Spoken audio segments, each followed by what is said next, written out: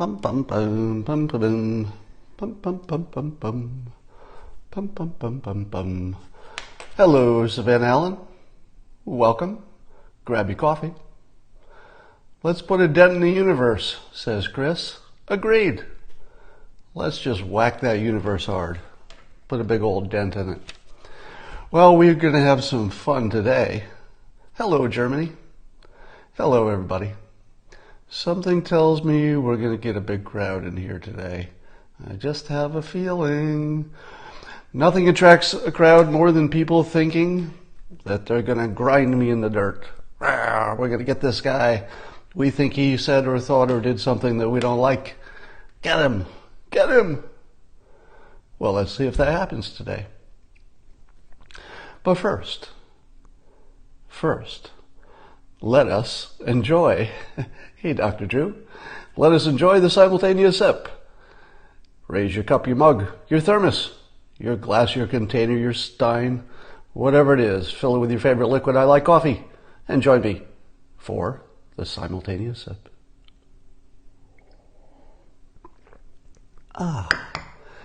Now, you might be aware of a little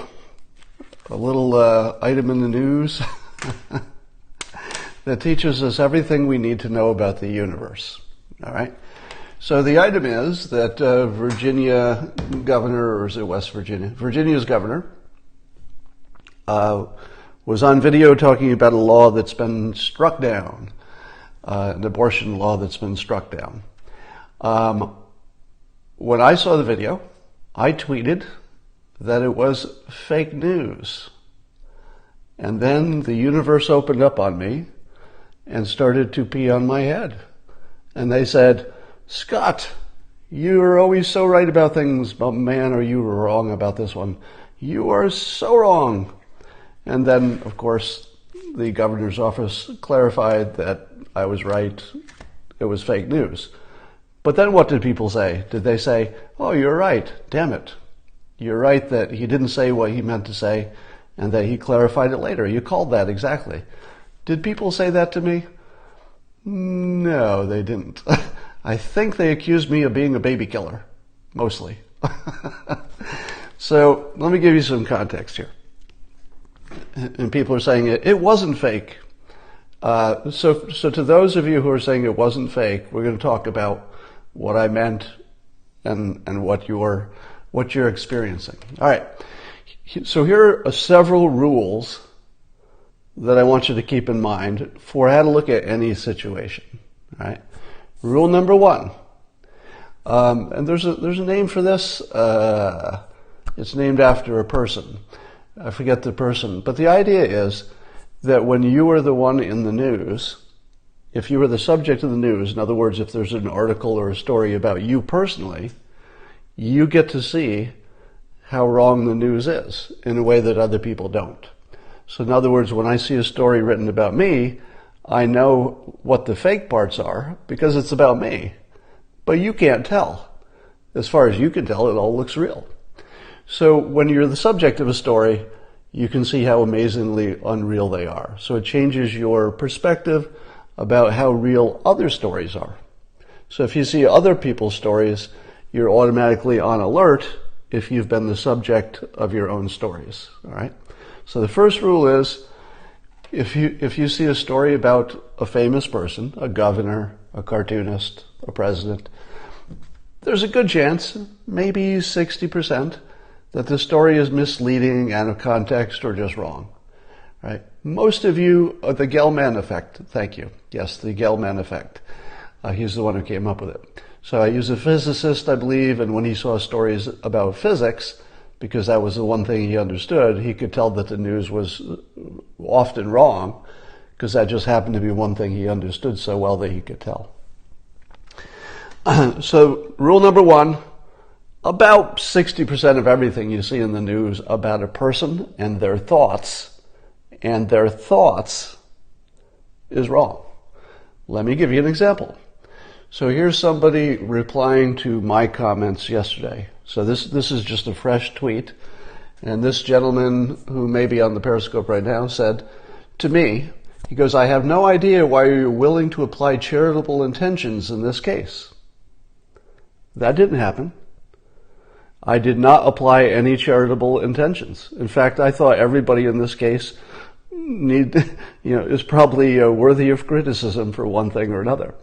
So there were no charitable intentions, but this person sees them clearly. In other words, he's imagining he can read my mind, because I never said anything like I have charitable intentions. That was just a misinterpretation. So, and then all morning and all last night I was reading comments to my comment that it was fake news, and almost universally people were complaining about something they imagined I thought or they imagined I said. Almost nobody was actually criticizing me for something I actually said and actually believe. Now, actually said in this context means interpreted correctly. So let's get to the situation itself. So Virginia had this proposed law, which apparently was a terrible law. So terrible, it's already been rejected. So rule number one of this conversation, we all agree it was a bad law, right? Can we all agree it was a bad law? Is there anybody here who thought that was a good law? We're all on the same side, right? If anybody here thinks that was a good law, just say so. Are we in 100% agreement that the law was a bad law? We're all on the same side, right? Now, even though we're all on the same side, that the law was bad, watch how people imagine I'm thinking otherwise and start criticizing me. And it's even going to happen in the feed here. You're going to watch people say, "Why are you defending this?" I'm not. As far as I can tell, we all think it was a bad law. Here's the fake part. When the video of the governor speaking first dropped, and I'm gonna read it to you, so the key part here. Here's the key part. This is what the governor said.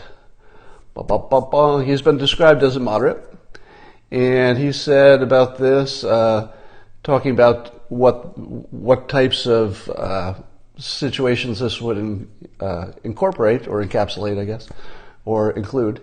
He said, quote, "It's done in cases where there may be severe deformities. There may be a fetus that is non-viable. So in this particular example, if a mother is in labor, I can tell you exactly what would happen. The infant would be delivered. The infant would be kept comfortable. So far, so good. The infant would be resuscitated. So far, so good. If that's what the mother and family desire, what? Now it's getting a little sketchy. And then a discussion would ensue between the physicians and the mother. And then hair on fire, full stop.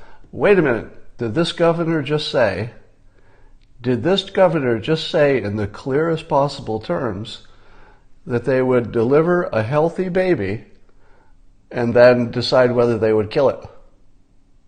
That's fake news. All right. It's fake news that they were deciding that they would kill a healthy baby after delivery. So that's the fake news part, and that's the part that, of course, was clarified. So, was I correct that it was fake news? Well, it wasn't fake news in the sense that he said those words, because that was on video. It was fake in the way that people interpreted it. They interpreted it as him saying that you'd have a perfectly fine baby, and then for any reason whatsoever, if the mother said, let's kill it, the doctor would say, okay, well, that's the law. If you'd like to kill this perfectly healthy baby, I'll do that for you. Now, 20% of you watching this just mistakenly thought I came out in favor of killing babies. So let me stop again, because this is one of those topics where misinterpreting is the norm. I'm not in favor of killing any babies. I'm not in favor of killing healthy ones. I'm not in favor of killing unhealthy ones. I'm not in favor of killing babies under any condition. All right. So don't confuse my talking about how clear the video was and how clear the message was. I'm going to get rid of you for being an... So whoever accuses me of being an apologist is not listening closely enough, so I'm just blocking those people. All right, so I'm talking about the clarity of the message, I'm not talking about the proposed bill, which we all agree was bad, right? Nobody here wants to kill a baby. We're all on the same side, right? But watch how, even though we're all on the same side, nobody wants to kill a baby. Nobody thought that law was good. We're all on the same side. And at the same point, people are going to say, damn it, Scott, I disagree with you while agreeing with you completely. All right. Now, was the bill poorly written? Apparently, yes. And the insane part of the bill, as it's been reported, and I'm not sure this is as accurate as it could be, but if this is true, it's just crazy. That one of the reasons that a healthy baby could be terminated is if it was causing the mother mental problems after birth, after it was born. If the bill said something like that, of course, nobody's in favor of that. But the specific case, let me just say what the governor was saying, and this is not me agreeing with him. This is not me defending him. This is not me being an apologist. I'm just talking about the message and how clear it was. It seemed clear to me when I saw the video that the governor was talking about a situation in which the baby was born technically alive, but could not have survived. And the question then becomes more of a hospice situation. You know what hospice is, right? Hospice is when, let's say there's an elderly person, they've only got maybe a week to live, and at that point, the people in charge, if the person is no longer, let's say, clear thinking, maybe there's a relative who gets to decide based on the directions that have been left, the directive, can they stop feeding them and stop trying to keep them alive? So the context here was sort of a hospice situation for a newborn. So that was the context. So the question was, should you do heroic things to keep a baby alive for another few hours? Or not?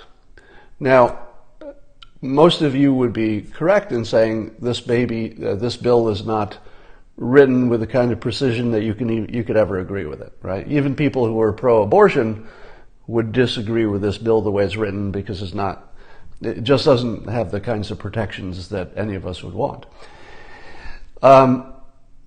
So the governor's context, which to me seemed completely clear, was that you're not talking about a baby that could have lived and had a normal life, and that the doctor would have to be agreeing.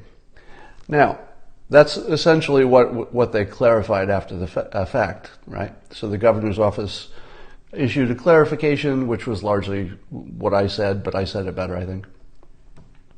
Yeah, the part about the mental health of the mother, that's just a part of the bill that nobody could agree with, and so it's a good thing it got killed. But that's not what the governor was saying. The governor was not talking about the context of the mother's mental health. The governor was talking about specifically a baby that was not viable, meaning it wasn't going to live under any assumptions, right? Now, how many of you in the comments believe that the governor was saying in that video that a live, healthy baby could still be terminated for any reason? How many of you believe that? Because that's the way it was presented on the internet, let's say. So the way people received it was the fake news a little bit more than the news itself, which was the video. How many of you believe that? All right, on the internet, a lot of people believed it. So here's the clarification. Once again, we're all on the same side. It was a bad bill. We're all on the same side. You don't kill a healthy baby. We're all on the same side that if the baby could live with some kind of a life, nobody wants to take away that possibility. So we're all on the same side. I'm just saying that the way you received his specific message was inaccurate, and then later he clarified it. You can still hate the bill. We're not arguing about that, all right? It's probably impossible to even make the point I'm making without people hearing it as a completely different point. Somebody saying, nice try. See, it's impossible to actually even have this conversation. Now, here's some of the other things to learn from this. So we all experienced the Yanni and Laurel illusion, right? So we all saw that we could look at exactly the same thing and have a different impression of what happened. We've all watched the Trump presidency, and again, we've seen that we can all look at the same news and have completely different impressions of what we saw. And then we saw the Covington situation, in which people like me said, well, my eyes can't lie to me. I'm looking at something right on video. I'm definitely not wrong about that. And then you see the context and you say, whoops, totally wrong about that. And so I immediately clarified and apologized. Now, I think you know that I have no compunction, no embarrassment whatsoever about apologizing when I'm wrong. But here's the thing to learn from this. The people who were most angry with me said, it can't be fake news and I can't be fooled by this because I'm looking at it with my own eyes. I'm seeing the entire clip. I'm not just looking at a little clip. I'm seeing the entire context. I'm hearing it clearly. This could not be more clear. How is this fake news? If you think that, you have not learned the lessons of the last few years. The last few years should have taught you that no matter how clear this looks, it could still be completely wrong. So if you haven't at least allowed for the possibility that no matter how obvious and clear this looks, it could not be that, it could be something different, you have to at least allow that that's possible. If you don't allow that, you've learned nothing in the last few years. All right? Which doesn't mean my interpretation was the right one. I'm just saying that you have to allow that, or you've learned nothing. So, here's another rule. This is the Scott Alexander rule. I've talked about this a few times. If you see in the news something that's so outrageous it seems unbelievable, and then it becomes headline news, chances are, and when I say chances are, probably a 90% plus chance, it's not true. Keep this rule in mind all the time. When you see a news story that by its nature is so outrageous, you think, my God, how could it be true that we're contemplating killing a live baby after birth? The answer is usually that it's not true. So you should have seen this video, and as clear as it was to you, the most rational thing to say was, yeah, this very clearly, this governor is saying in the clearest possible terms that they can kill a live baby after birth. Because it did look like that. The way he said it was terribly muddled, right? So no matter how clear that was, you still should have said to yourself, that's so outrageous, there's a 90% chance it's fake. Now, suppose you go into the future and it turns out it was completely real. Well, that would be the exception. But your first instinct should have been, there's a 90% chance it's not what you think it is. And sure enough, a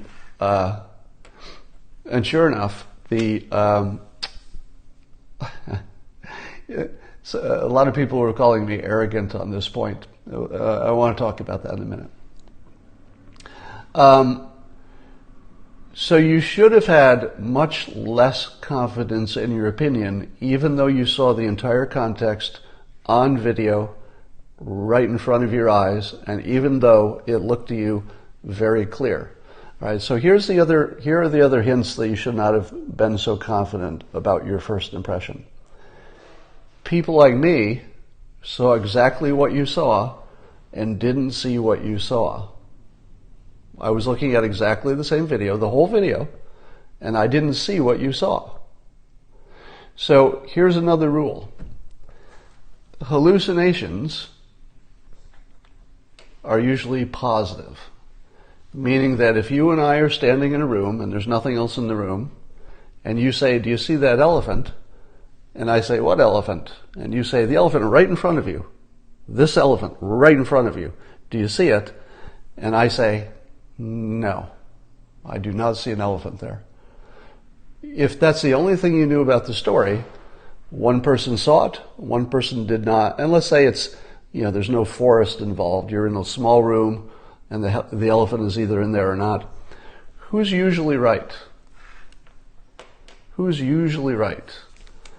The person who doesn't see the elephant is usually right. And the reason is that a hallucination is usually adding something to a situation. A hallucination is rarely subtracting something. So if you and I looked at the same video and you saw a guy saying that he was in favor of killing live babies for whatever reason after they're born, as long as you don't want them. If that's what you saw, but there's anybody else who saw the same video and said, no, that looks like it's out of context. He's just talking about a hospice situation where, you're deciding whether to try to keep alive a baby that was born alive but can't possibly live for, much longer. All right. Always go with the person who doesn't see it. Doesn't mean you'll be right every time, but the bad bet was that this story was true just the way you originally thought it. That was the bad bet. It is still true, and try to hold these thoughts in your head. It could still be true that you misinterpreted the video, while it's also true that the bill was so bad that it did allow bad things to happen if it had been enacted exactly the way it had been contemplated. All right. So, people are saying to me, Scott, you're being arrogant. I'm arrogant and talking down to people. I have to look up the definition of arrogant before I comment on it. All right, definition of arrogant. And by the way, I'm not saying that I'm not. Arrogant. Exaggerating or disposed to exaggerate one's own worth. Okay, I don't think I've done that. Have I? I mean, no more than anybody on television is trying to say that their opinions are good ones. So, doesn't fit that one. One's own worth or importance. No, I mean, I'm a person that you come to watch on a regular basis to give my opinions. So if I give my opinions, that's just sort of what I do, right? That's not exaggerating my importance. In an overbearing manner, all right? Or having an offensive attitude of superiority. Offensive is one of those things that you can't argue with. So I will agree that if it seems offensive to you, since that's subjective, I can't control how you feel. So if you feel it's offensive, that would fit the definition of arrogant. So I would have to agree with you on that. And then showing an offensive attitude of superiority. All right. The topic that we're talking about, which is persuasion and how to view reality, the reason that you come here is because you think I have something to add. That's the whole reason anybody's here. If you didn't think I had something to add, within this field, nobody would be listening. So how could I hide my feeling of superiority? What would that even mean? Do you think Coffee with Scott Adams would be better if I didn't act like I believed anything I said?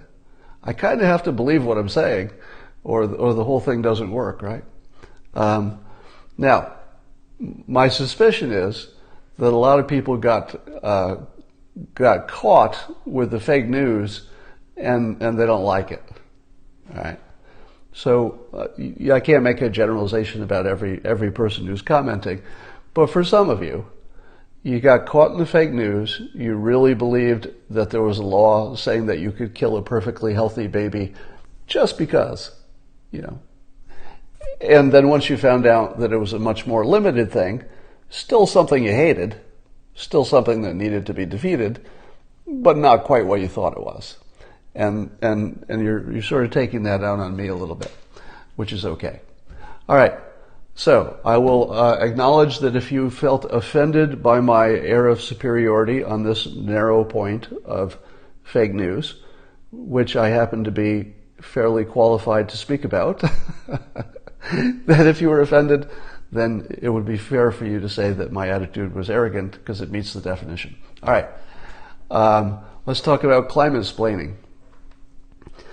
How many of you have, first of all, probably every person here understands, I hope by now, that today's weather doesn't say anything about whether climate change is a problem or not, right? Can we agree, everybody here, that 100% of us understand that today's weather, no matter how cold or warm it is, doesn't tell you anything about the long-term climate implications, right? At the same time,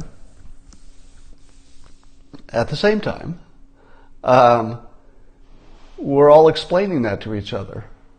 Haven't you seen, is it my imagination, or do I explain this to people about 5 times a week, and then people explain it back to me like I've never heard it?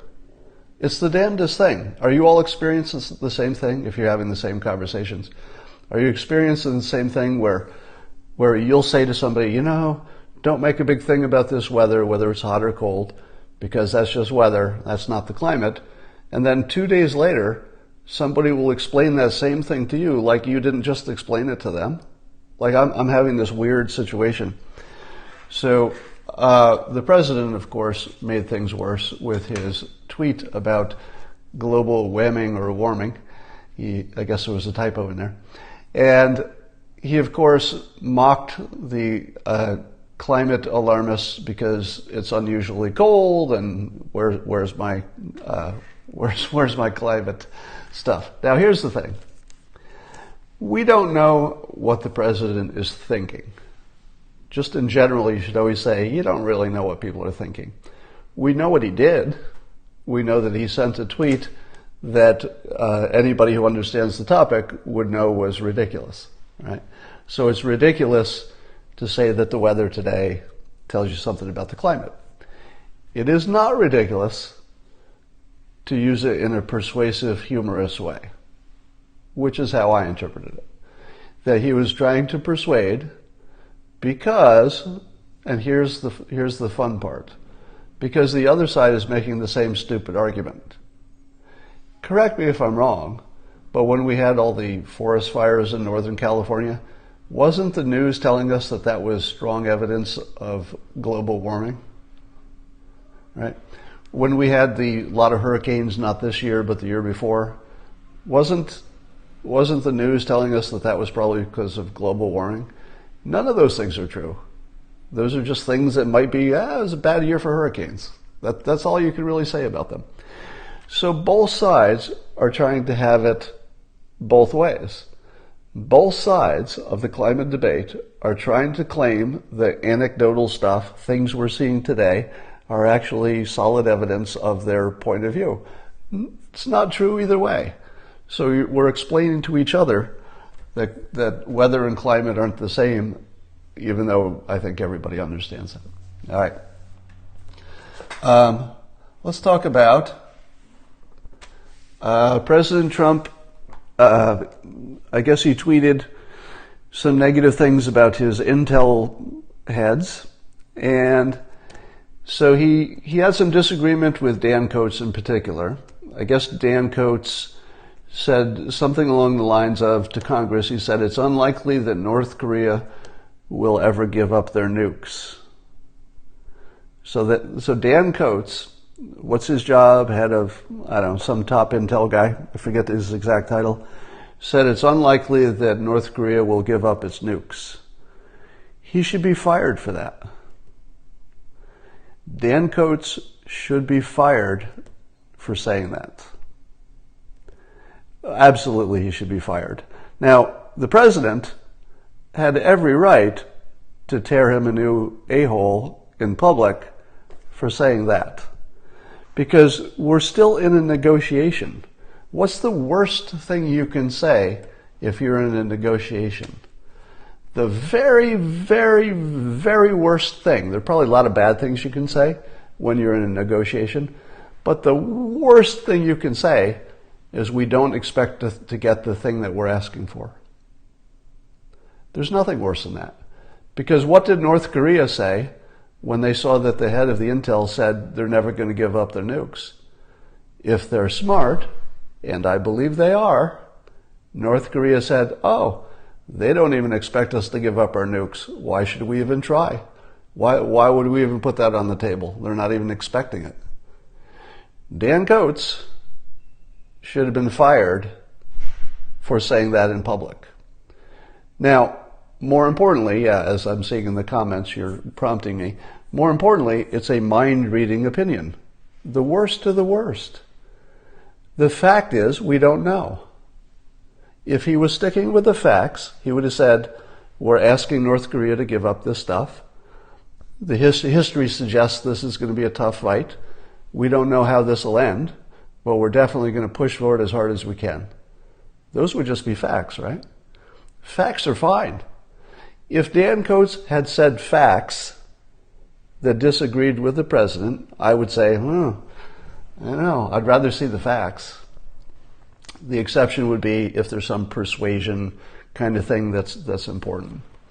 So, Kim Jong-un has generals that say similar things because they're on the North Korean side. Yes, maybe you're agreeing with me. I may have misinterpreted that. Here's another one. They were, I guess the intel chiefs, I forget which one, was disagreeing with Trump that ISIS is beaten. Disagreeing with Trump that ISIS is beaten. Whoever said that should be fired. Tell me why in the comments. Whoever disagreed with the president and said that ISIS is not beaten, whatever beaten means, everybody agrees that it's a permanent problem. But whoever said ISIS is not beaten should be fired.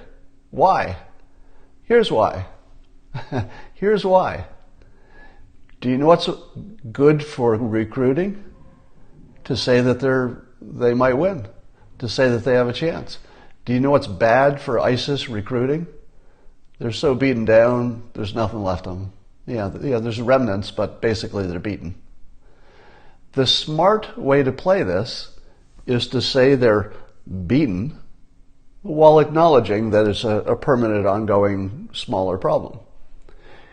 The last thing you want to do is to say that the biggest military in the world has been fighting them for however many years and they're not beaten. You need to get fired for that stuff. That's like one of the biggest mistakes you could ever say in public. Those are terrible. Now, what was the other thing? Something about Iran. And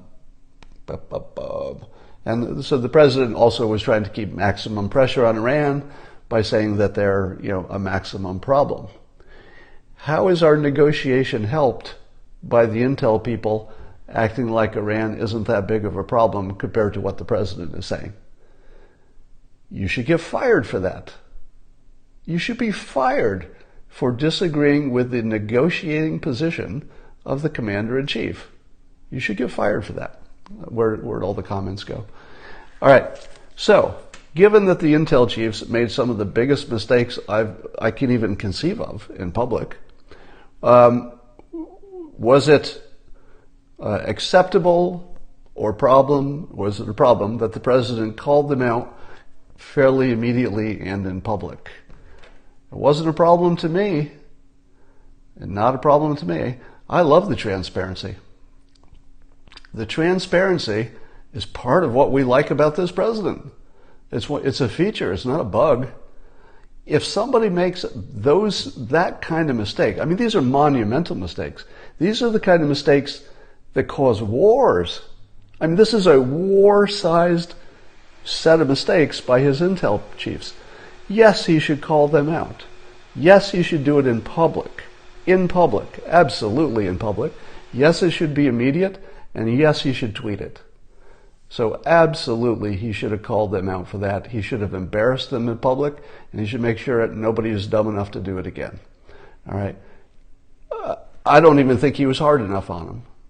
I think those were firing mistakes. All right. Let's talk about Howard Schultz. So I've been getting to watch a little bit more of Howard Schultz doing interviews. So he's doing the tour. He's selling a book. He's doing a great job of selling his book, I'll bet, because he's getting all kinds of attention. And I'm starting to form an opinion about him that I didn't have before. So here's my opinion. Number one, in a normal world where we didn't have these weird parties, the Republicans and the Democrats were not, worlds apart. In a normal world, he'd be a pretty solid candidate. He has charisma. He's got the look. He's tall. He's got good hair. He's got a good backstory. He got health care and college benefits for his employees long before that was popular or even practical. His story is great, seems totally qualified, and he's moderate in that middle area where it's easy to imagine he could even get crossover votes. So in a normal world, he would be a really strong candidate. Really strong, I have to say. But there is no home for him in the Democratic Party, and never will be, because he's a white male, right? So yeah, he's a white male, and he looks sort of traditionally like, the white male CEO, the white male, good hair candidate sort of thing. So I don't think there's any chance that he could ever be the standard bearer for the Democrats. And of course, he's too liberal to be with the Republicans. But what's interesting is we're seeing him frame the Democrats as being crazy, which is actually quite a public service. I would consider this a legitimate public service, that he's coming out as a more liberal than not kind of a person. He would say centrist, and he's calling out the side that people associate him with, even if he doesn't associate himself with it, calling them out for their math not working. Now, at the same time, apparently Bloomberg has done the same thing. So Bloomberg, who I have a sort of a love-hate feeling about, there are things that Bloomberg likes that I probably don't like. So in terms of policies, I wouldn't say I would agree with him on everything. But I gotta say, that plucky little Bloomberg guy, he does seem honest in terms of, his public stuff. He does seem sincere. He does seem capable. He does seem to have a control of the issues. There's a lot to like about him, right? Except his policies are not the ones you want, which of course matters. But in terms of a candidate as an individual, he's got a lot going for him. I don't think he can win. But what would happen, I'm just going to throw this out there, what would happen if Bloomberg and Howard Schultz decided to run as president, vice president package as independents? As independents, they'd be a pretty strong package. And but the way the media is organized, nobody can win outside of the major parties at this point, because they don't have a media platform to support them. Yes, white male Bloomberg also could not be a candidate on the Democrat side. He doesn't have the required skill, which is to be not a white male. So I've told you how when I watch the news, I have a different experience than many of you do, which is that quite often you're just watching the news, whereas I become the news. Have you noticed that? There are cases where I think I'm just watching the news and talking about it, but then I become the news because the news is about how the news is covered. So with that Covington Catholic school thing, being one of the first people to reverse courses, I became part of the national news because they were making news about people who changed their opinion of it when they saw the full video. And I was one of the first. Politico did an article yesterday in which they were talking about how there were prominent Trump supporters who were noticing that AOC had the same skill set as Trump. lately I've been calling her Blue Trump. Blue for Democrat and Trump for her skill set as a persuader. And sure enough, Politico has now made the AOC story partly about me. So I'm mentioned in the story prominently as one of the people who had called out her skill set for persuasion. Mike Cernovich is in there. Steve Bannon, I think, is mentioned. And yeah, they always lump me with what they consider alt-right, but other people do not consider alt-right. So we're all mislabeled in this. Now, if somebody says, really don't see it. Yeah. So I will just say it's weird to watch the news and then be absorbed into it. And then when I'm watching the news is partly about me, which is weird. Somebody says, that's not a good group.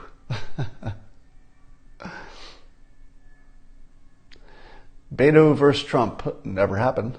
Yeah, Beto won't be the candidate for president. You don't have to worry about that.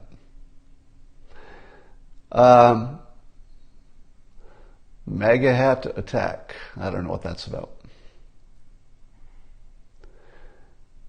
It's not weird. It's false modesty because I love the attention. I didn't say I didn't love the attention.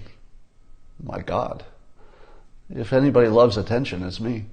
The one thing I'll never say is that I don't like attention. If you ever hear me say I don't like attention, you should just never watch me again, because then you would know I'm a liar. We'll talk about hoaxed on another thing. I want to finish it before I talk about it.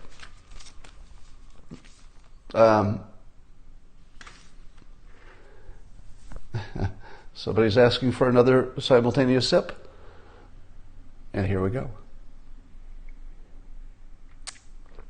So there's a story about some actor from Empire whose name I can't remember, Smollett, I guess. And he is reportedly, does he self-identify as gay? That's what somebody's saying. But let's say he does.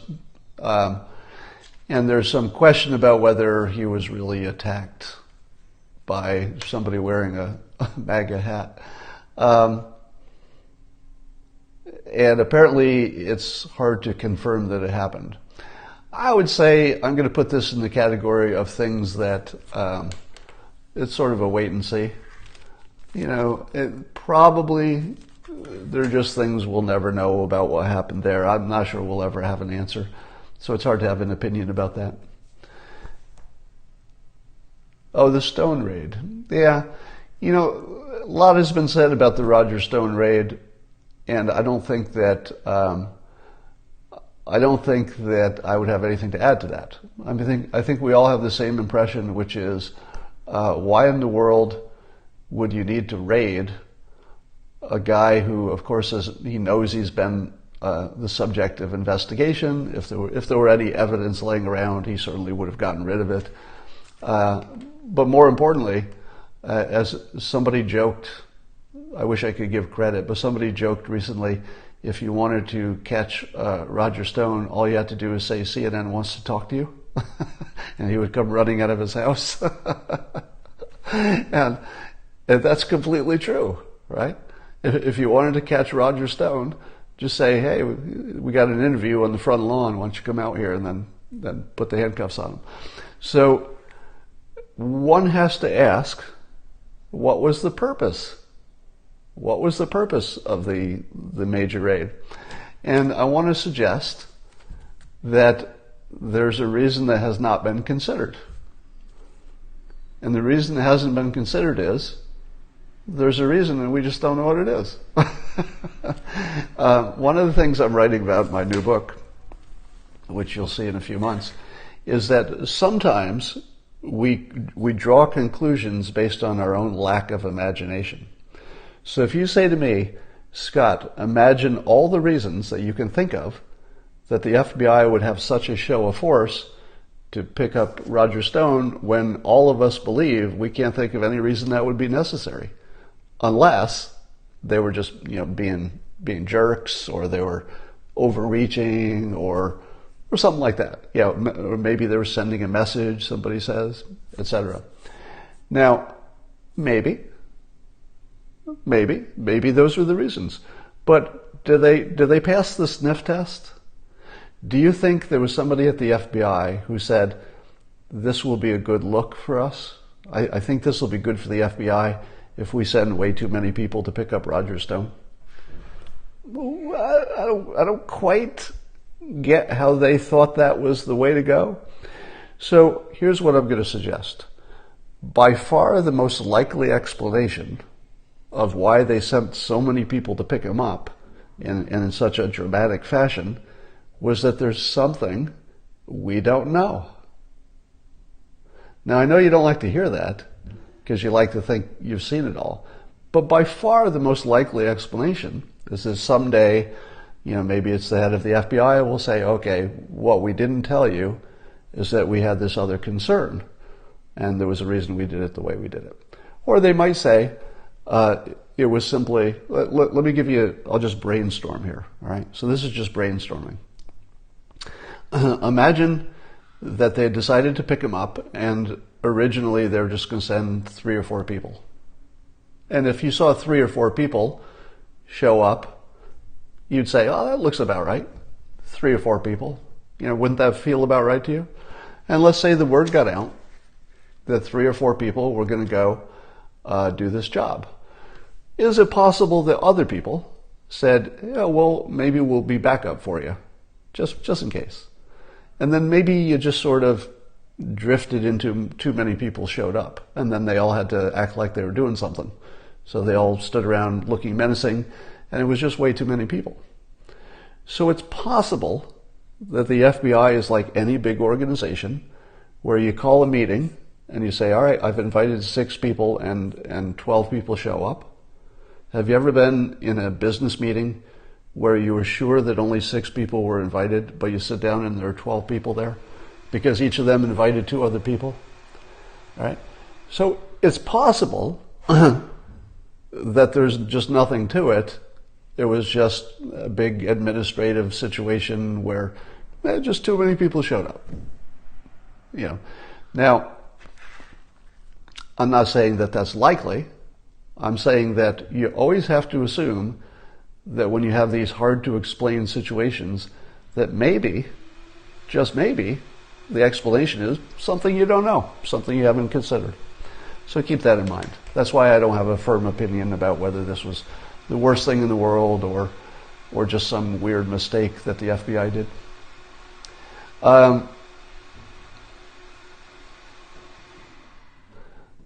They wanted to be there for historic. Yeah, it's entirely possible that people in the FBI just wanted to be there because it was going to be a good show.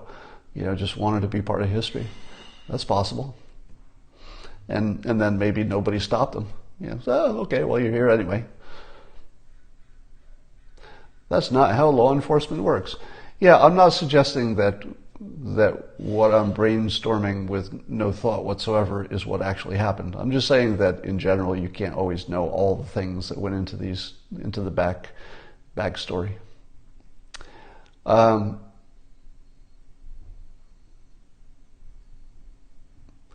Raids are carefully planned. People don't show up. Well, you called it a raid. What if it was never a raid? What if it was always 4 people who were going to knock on the door and the other FBI agents in the neighborhood knew that was going to happen? Maybe the FBI heard that well, how about this? What if the FBI heard that CNN had cameras there? If you heard that CNN had cameras, would you bring extra people? Just to make sure that the media was controlled away from the working situation. I think you would, right? If you knew that there was a camera crew outside of Roger Stone's home, would you bring more FBI agents or fewer? I think you'd bring more because you'd have an extra population to control. So consider all the possibilities. But I think we're all on firm ground in saying we do need an explanation. I think the public needs an explanation. but don't assume it's going to be some evil intention. It could be, just don't know. Star Trek STD. Are you watching? Is anybody watching the new Star Trek on CBS? It got bad reviews, but I think it's the best one, actually. I love the new Star Trek. All right, that's all for now. I'll talk to you later. Bye.